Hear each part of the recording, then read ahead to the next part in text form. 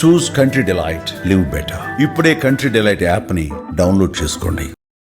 ఆంధ్రప్రదేశ్ ప్రభుత్వం విజయవాడకి అమరావతి నగరానికి కనెక్టివిటీని ఇంప్రూవ్ చేసేందుకు కీలకమైనటువంటి నిర్ణయం తీసుకుంది. ఏకంగా 100 కోట్ల రూపాయలని ఖర్చు చేసి విజయవాడ నగరంలో ట్రాఫిక్ కంజెషన్, ఎందుకంటే నేషనల్ హైవే 65 అలానే నేషనల్ హైవే 16 అంటే హైదరాబాద్ మచిలీపట్నం హైవే, మద్రాస్ కోల్కతా హైవే, ఈ రెండింటిని అనుసంధానించేటువంటి క్రమంలో విజయవాడలో ట్రాఫిక్ని క్రమబద్ధీకరించేందుకు రాష్ట్ర ప్రభుత్వం సిఆర్డీఏకి కీలక బాధ్యతలు అప్పగించింది. ఈ నేపథ్యంలో సిఆర్డీఏ 100 కోట్ల రూపాయలు వెచ్చించి మొత్తం ఈ రోడ్ సిస్టమ్ మొత్తాన్ని కూడా ఇంప్రూవ్ చేయాలనేటువంటి ఆలోచన చేస్తుంది. అలానే దీన్ని అమరావతికి ఏ విధంగా కనెక్టివిటీ చేయాలనేటువంటి విషయాన్ని కూడా ప్రణాళికాబద్ధంగా ఆంధ్రప్రదేశ్ ప్రభుత్వం ఇచ్చినటువంటి టాస్క్ని సిఆర్డీఏ ముందుకు తీసుకెళ్ళింది. ఇందులో ఈ మొత్తం టోటల్ రోడ్ మ్యాప్ సినారియో మనం ఒకసారి గమనించి చూస్తే కనుక ఇది కీలకమైనటువంటి NH65, ఇది హైదరాబాద్ నుంచి వచ్చేటువంటి మార్గం. ఇది ఇట్లా మచిలీపట్నంకి వెళ్తుంది. రాబోయే రోజుల్లో ఇది మరింతగా అంటే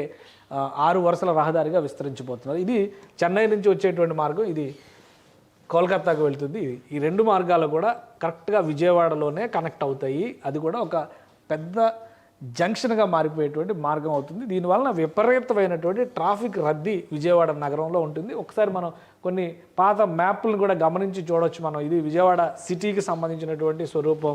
ఈ మ్యాప్లో చూస్తే కనుక జీపీఎస్లో ఇంకా క్లియర్గా కనిపిస్తూ ఉంటుంది.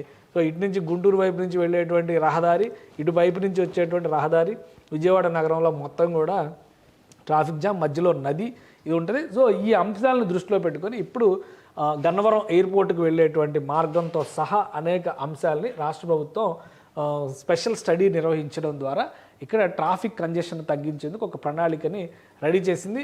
ఈ మార్గం అంటే రామవరపాడు నుంచి కావచ్చు, ఇటు ఎనికేపాడు వైపు నుంచి వచ్చేటువంటి మార్గం కావచ్చు, ఇటు పోరంకి వైపు నుంచి వెళ్ళేది, ఇది మచిలీపట్నం వైపు వెళ్ళేటువంటి మార్గం. సో ఈ మార్గాలన్నింటినీ కూడా విస్తరించేందుకు కావాల్సినటువంటి ప్రణాళిక ఇన్ని తీసుకొచ్చి ఇక్కడ ఈ ప్రాంతంలో అంటే క్లియర్గా మనం చెప్పాలంటే ఈ మార్గంలో ఇక్కడ చూస్తే కనుక ఉండవల్లి జంక్షన్ దగ్గర ఇక్కడ సింక్ అవ్వాల్సినటువంటి అవసరం ఉంటుంది. అమరావతిలోకి ఎంటర్ అయ్యేటువంటి E15 రహదారి ఈ దిగువన వస్తుంది, E3 రహదారి ఇక్కడ వస్తుంది. సో ఈ 2 రహదారులకి అనుసంధానించే విధంగా ఒక ప్రణాళికని, సమగ్ర ప్రణాళికని ఆంధ్రప్రదేశ్ ప్రభుత్వం రెడీ చేయాలనేటువంటి ఆదేశాలని సిఆర్డీఏకి ఇచ్చింది.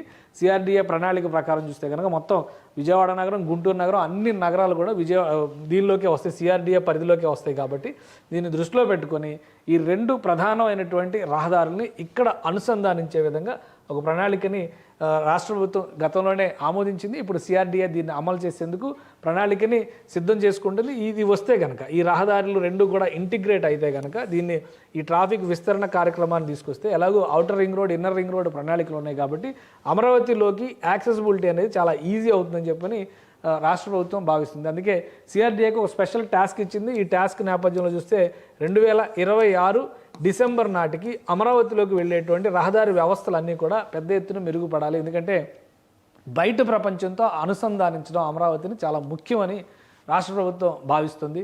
అందుకోసం 100 కోట్ల రూపాయలు వెచ్చించబోతుంది. ఈ నిధులకు సంబంధించినటువంటి అడ్మినిస్ట్రేటివ్ క్లియరెన్స్ కూడా రాష్ట్ర ప్రభుత్వం ఇచ్చేసింది.